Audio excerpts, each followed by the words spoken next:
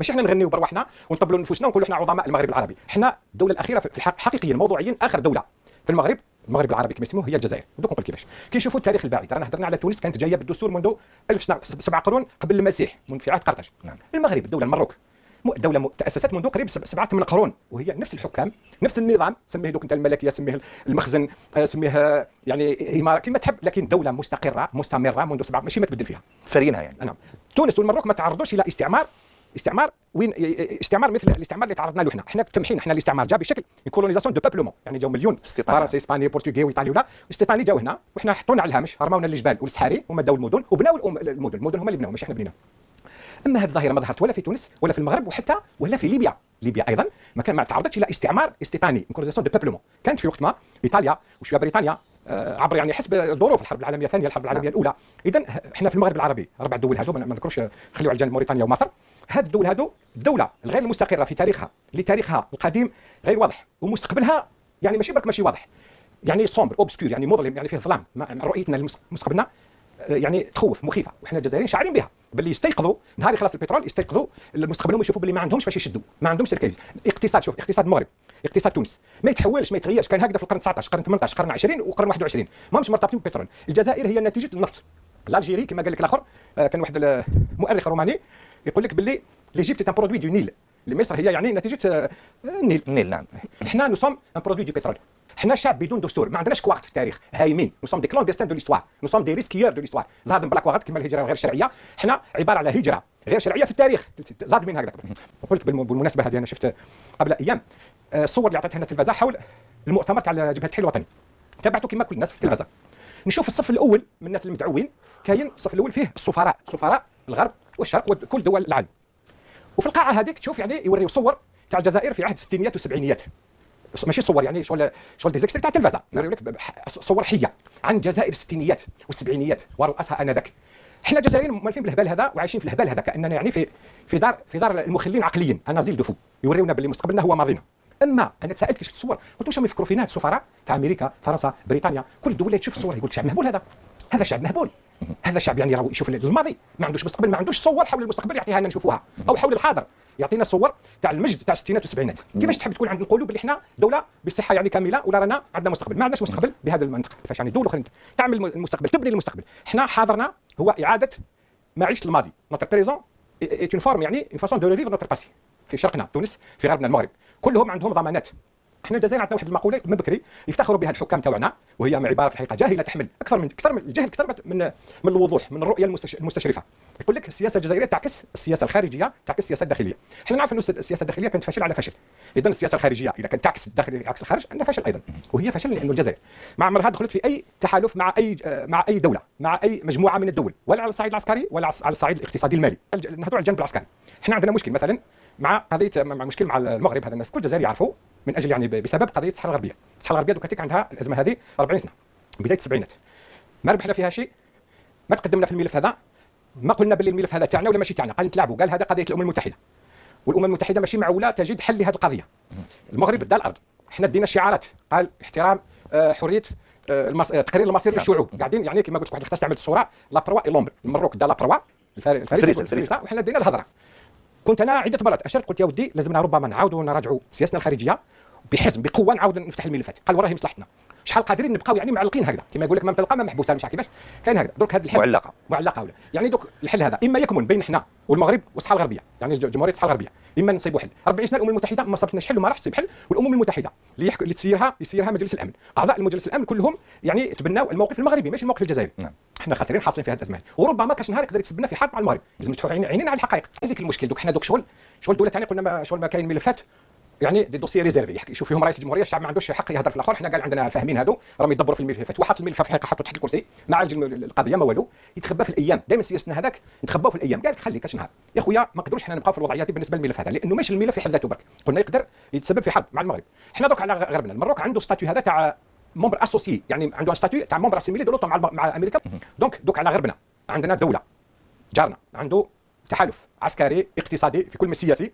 هذا المغرب طلعها الجزائر هذه قاعده خطرات تشطح على الرجل اليسار ولا اليمين، ما استقرتش يعني سياسيا، ما حددش يعني احنا الوحيد ما عندنا حتى اتفاقيه ولا عسكريه ولا ماليه ولا اقتصاديه ولا اعضاء في المنظمه العالميه للتجاره والو، هايمين هكذا قاعدين بفهمتنا بقفازنا حاسبين شطاره. هي ماشي شطاره كيقول لك هذه باللي يعني احنا الجزائر هذا هو محتوى مصطلح الاستقلال. لا قالت اليوم الاستقلال علاش مال هذوك فرنسا المانيا بريطانيا كل الدول الاوروبيه هذوما اللي راهم دوك عددهم يعني راهو قريب 28 اللي داخلين في الاتحاد الاوروبي، هذو يعني ما يعرفوش هما الاستقلال الوطني يعرفوا خير منا. كيفاش الجزائر هذه اللي الناس اللي تعاونهم تكون مليحه معهم، موريتانيا المالي كيف كل خطره كيفاش، لكن حتى ليبيا حبينا ندخلوا زعما في الملف تاعهم باش نحصلوا يعني الوفاق بين الاطراف المتنازعه. نعم. بعد تسيبهم راحوا المغرب هم في صخيرات، هم راحوا للدول الاخرى. الجزائر دائما خساره، تدفع اموال تدفع قروض تضحي باشياء بعد ذلك ما تكسب والو، ما تدخل والو في لاكاس، ما ندخلوش لاكاس. حنا عندنا كاس تاع البترول يحكموا فيها مجموعه من الناس، لخاطرش لو كان جات اقتصاد متوزع ومبني على الشعب الدوله تصبح خاضعه للضرائب، خاضعه للمدخول تاعها من الاقتصاد تاع الشعب، يعني تراعي الشعب، تاخذ بعين الاعتبار واش يفكر الشعب واش يحب الشعب. علاش حنا غير فيها بين الدول هذوما قاعدين نعزلوا في نفوسنا ونوخروا يعني من لعبه الامم في الكون. دائما حنا هنا ويقول لك حنا ويقول لك دوك الجزائر مثلا واش اللي رانا الشيء اللي ربطنا مع امريكا، هذا يعني تنسيق في محاربه الارهاب. لكن شكون من مؤسسي الارهاب منتجي الارهاب؟ شكون في التسعينات في المغرب؟ الجزائر اللي ظهر فيها الارهاب. نعم. ما جاناش من الخارج الارهاب، حنا نتجناه بالفهامه ديالنا بالتصور تاعنا للدوله الاسلاميه والفهامه هذيك. حنا اصبح جيش ارهابي بالعشرات الالاف. كانت الاحصائيات الرسميه كيشوفوا عدد الارهابيين اللي قتلوا راهم 30,000 ولا اكثر. 30,000 وجيش. الجزائر تجبر يعني تصبح مرغومه باش تروح تقتري تاخذ اموال، تطلب من السوق المالي، تطلب قروض كما كنا بكري. نعم. من بكري كنا احنا نسلفوا احنا في 94 سلفونا اسمه هذاك لو فيمي مليار درنا انا كورد ستاند باي عطاونا مليار دولار، ومن بعد زادونا وقيله 3 ولا 4. مي درك لازمنا 60 مليار في العام. ملي شكون راح يسلف لنا 60 مليار في العام؟ وكيفاش نعاودوا نرجعوهم هنا 60 مليار دولار سنويا باش نعيشوا كيما رانا درك نجيبوا حنا 60 مليار وباش دوك هذا يعني لا بوليتيك دونديتمون، اي ماشي في انك انت تحب تاخذ قروض باش يعطيوها لك، الدول الاخرين يحطوا شروط. دوك الا سمحت لي ثاني في حقوق قصير، كيف استعمرت مثلا كيفاش استعمرت ولا صابت روحها تحت ضغط اجنبي؟ الصين في القرن التاسع عشر، اليابان في القرن التاسع عشر، في نهايه القرن التاسع عشر، تونس في نهايه القرن التاسع عشر، المغرب في بدايه القرن العشرين، مصر في اواخر القرن التاسع عشر. باي سبب دخل الاستعمار لهذه البلدان من بينها الصين واليابان كما قلت لك؟ دخلوا من باب المديونيه. كانوا في الوقت هذاك اليابان كانت غير كما خارجه من التقاليد القديمه من النمط القديم. نعم. ومن بعد صبحت غير قادره باش تصبح قوه، جاوا اوروبيين قالوا لها افتح الميناء تاعك وندخلوا لبلدك ونديروا التجاره عليك بالسيف. اليابان فهم روحوا داروا هذيك الثوره الفكريه، الثوره هذيك الثوره النهضه يقولوا لها ميجي لار ميجي هو الامبراطور اللي كان يحمل هذا الاسم هذا، فهمها باللي خلاص النمط القديم لازم يتلق معاه نهائيا، وداروا يعني وضعوا قوانين نظام وخداوا يعني استلهموا بالنظام الاوروبي عملوا به. الصين نفس الشيء، كانت انجلترا وحتى فرنسا دخلت في حرب مع الصين تاع القرن التاسع عشر من اجل هذا فتح الموانئ والتجاره للغرب. هذه الدول من باب المديونيه. بعد في اليابان الصين تونس كانت يعني اداره لادمينستراسيون دي دوان. مصر كانوا يحكموا فيها الدول، لا دوان تاع مصر، لا دوان تاع تونس، لا دوان تاع الصين يحكموا فيها الاوروبيين باش يضمنوا المداخل، باش ياخذوا على سورس لي رونتري باش يرومبورسيو لي ديت. دونك اذا المديونيه هي اوسع باب للاستعمار للسقوط في تبعيه بالنسبه للخارج. غدوه احنا ايضا بعد سنوات 3 سنين كنسيبوا احنا دوك ما عندناش اقتصاد، ما عمرنا ملكنا اقتصاد منتج اللي يغطي احتياجاتنا. عندنا اقتصاد يعني اداري سياسي مزيف غير يعني ماهيش حقيقي اوهام. هذا غدوه يعني بعد 3 سنين 4 سنين 5 سنين كنطولوا نقولوا 10 سنين اسيدي. علاش هم يتجاراو يحوسوا على الغاز تاع الصخري؟ هم يحوسوا كاش ما يعوضوا الاخر يبقى لنا ديما نعيشوا، وكي خلاص لك الغاز الصخري كيفاش دير؟ يعني مآلنا يعني رايحين يعني مستقبلنا هو العوده الى الفقر، الى الاستقلال، الى الاستعمار، الى المديونيه الخارجيه. المديونيه الخارجيه تجيب لك الاستعمار، باسكو نهار انت ما تخرج دراهم واش يقول لك الدول الاخرين؟ سمعوا نجيوك حنا بلادك عطينا كما كانوا يديروا سكون ابل لي كولونياليزم بار لي كونسيسيون. لي كونسيسيون هادو يجي مثلا يقول لك انا ندي مليون قطار من عندك وانا نخدمها وانا نسخلها وباش نرد المديونيه تاعي في قدر الهي برك يعني نبري والله الله ما يدخلش في الشؤون تاع الدول هذه. دبر راسك تعمل سياسه، عندك قياده، عندك يعني نخبه وصلتك لهذيك دبر راسك. دوك حنا دوك شحال وحنا واعيين الناس كل ماشي انا اللي جبت الوعي هذا، الناس كل يعرفوا باللي يا ودي ما عندناش اقتصاد رانا عايشين بالنفط. يا ودي هذا باش نعزلوا نفوسنا على الصعيد الدولي والدعوه العالم راح يتغير، راهو يتغير. وغدوه يقول لك انتم مثلا يشوف دول دلوا يبكيو قال هذه اثيوبيا ولا الجزائر ولا مانيش عارف انا مالي، يقول لك عندكم ملايين قطارات ملايين كيلومتر مربع ما ديروا بها والو وتجيو تطلبوا فينا احنا في الاعانه نعاونوا فيكم. ما كنتش قادرين احنا ندير لكم الارض وخلاص ونوكلوكم نخليوك تاكل كما خدام. هاوليك الواقع اللي انا رايحين ليه احنا بزوج ملايين و300 كيلومتر مربع غدوه. مصلحه الغرب يخلي لك الشمال يخليه هنا، اقعدوا انتم في الشمال عندكم الولايه تاع الشمال. يقول لك انا نحتاج الصحراء برك باش نعاود هو يستغل الصحراء. كاين الماء هذاك الالبيان اللي هضرنا عليه. نعم. وكاين يعني ربما هذا الغاز الصخري ولا حاجه امور واحده اخرى المناجم اللي كاينه وكلشي.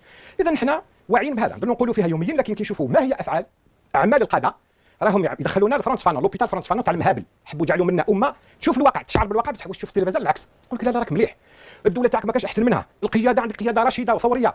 من وقتاش نتحرروا من هذا الجهل وهذا الهبال اللي قلت لك حنا راضيين به؟ لا راضيين به، ما نتكلموا على القدر. واش من القدر هذا؟ هذه نتيجه افعالنا، القدر ما عنده حتى شيء. انا مانيش نزرع في التشاؤم او ادعو الى التشاؤم او الياس من بلادنا من لكن الاحظ انظر ليومياتنا كل ما ينتج سياسيا فكريا اما من السلطه او من المعارضه ما عنده حتى معنى، حتى من المجتمع ما يبشرش به يعني الاتجاه نحو شيء ايجابي. رانا مازلنا قلت لك دائما نذكر حكايه جحا، رانا نلعبوا بيناتنا ونضيعوا في الوقت ويخليونا يعني نعتقدوا باشياء اللي دوك الناس كل فاقت بها. كما يقول لك المقوله هذيك الشعبيه، هذه السياسه هذه تاع السياسه المعتمده اليوم في بلادنا اما منهم او الخطاب تاع اللي يجي من المعارضه، هذا كل يعني كما يقول لك بالدرجه يقول لك الله يكثر الغافلين باش يعيشوا الحيليين، يعني الفايقين كما نقولوا احنا، الله يكثر الغافلين. راح نقول كلمه ربما واحده اخرى اللي نستعملوها احنا في تعبيرنا الشعبي، نقول لك الله هذه سياستنا تساوي الله يكثر الغافلين هذو اللي ما موش واعيين باش الحيليين باش الفاطنين كما نقولوا بين قوسين يعيشوا. العمله تاعنا الدينار اليوم احنا لاباس بنا كل يوم ولا كل اسبوع كل شهر يقلصوا قيمه الدينار بلا ما نتوعوا بلا ما يعلموا الناس. البنك المركزي يتعامل باش يعني حنايا كي تنقص من قيمه الدينار واش يوقع تسويت الاسعار ترتفع باسكو انت بالدينار تاعك ضعيف تستورد نفس الكميه بسعر اكثر. يعني هذو هما العلامات السين لي زانديس كما يقولوا. مي شغل يعني ما لازمش نعطيوه طابع سياسي، ماشي تاع ندقوا كما يقولوا ناقوس الخطر ممنوع. قال لك يا ودي راه الناس اللي يحكموا فينا ام على بالهم، قال لكم واعيين اما عارفين وين يديونا، راهم داينا للخير، راهم داينا لجهنم، داينا للجهل، داينا يعني الفشل، راهم يديو فينا الى اعاده الاستعمار بشكل اخر. المره المقبله ما يجيناش استعمار بشكل مليون اجنبي، باسكو يعرفونا باللي الناس نقدروا نرفدوا الموس ونروحوا نقتلوا العباد في الطريق، يعرفونا باللي هما ياخذوا الدروس من التجارب التاريخيه. قال الشعب لا ما لازمش تدنا لهم من قريب، لازم من بعيد برك، راهم يتعاملوا معنا من بعيد. دوك راهو استعمار يعني اقتصادي عاود رجع بدون ما نشعروا. كل يعني الصفقات اللي تعطى لدوله معينه او دوله اخرى باش يسكتوا علينا، باش ما يقولوناش باللي راكم غالطين. والدول الاخرين قابلين، قال تعطيه الغاز الصخري يجي يدير معك الكونترا تاعه، يمنع في بلاده الغاز الصخري ويسرحوا ويشجعوا في عين صالح. هاوليك السياسه تاعنا، وحنا علاش الحكام تاعنا قابلينها؟ لاخاطرش ما عندهمش رؤيه للمستقبل للجزائر، ما يخموش في مستقبل الجزائر، يخموا في مستقبلهم هم، يحسبوها جوست يقولوا شحال بقى لي نعيش انا نضمنها. هل لدينا مشروع مجتمع؟ لا، انا عمري ما سمعت العباره هذه.